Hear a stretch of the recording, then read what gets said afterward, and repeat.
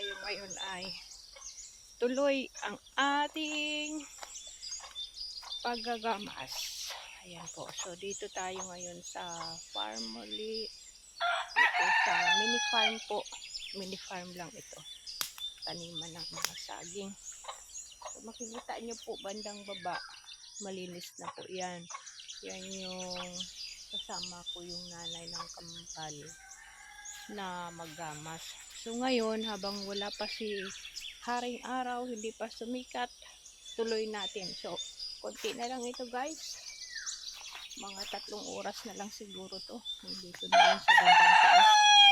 Yan o. Ito na lang sa bandang taas yan. So, bago matatapos na. Time check po natin, ang oras ay 5:36 ng umaga. Ayan, habang hindi pa lumalabas si haring araw, anuhin natin, samantalahin ang wala pang init. Kasi maya maya ito ay mainit na masyado dito. Samahan niyo po ako. Thank you.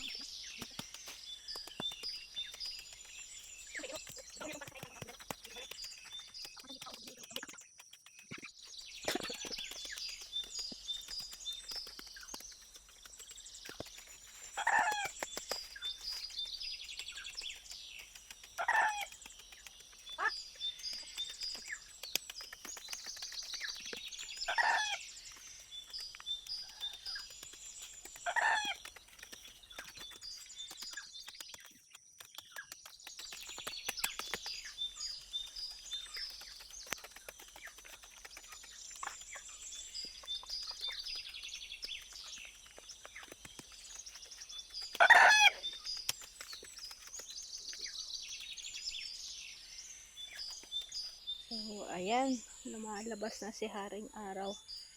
Sarap ng mapawisan guys, oh. Ang aga pa, alas 7 pa lang ata ito bing ano. Pero ang ano na po, mainit na. Masakit na po ang araw. Pero konti na lang ito guys. So, andito kami, tapos na 7. Inurasan talaga ha. 5:30 nag-start kami ako ng gamas. Kami nung mama nila Kambal. 5:30. So, natapos namin lahat. Natapos namin hanggang doon sa dulo ay 7:50. Yes! Yeah! Tapos na. Ayan, oh.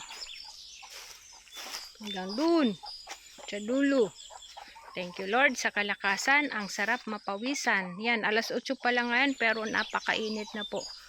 So yan. Salamat sa inyong suporta. Yan po. God bless po sa ating lahat. Please, oh. 5:30 ako nag-umpisa. Tapos dumating ang mama ni Kambal alas 6. So, natapos namin talaga. Natapos namin sis 7:50. Kakatapos lang. Yan, hanggang na doon. Hanggang ito doon sis sa ano, baba. Grabe. Ang sarap mapawisan ng maaga pa.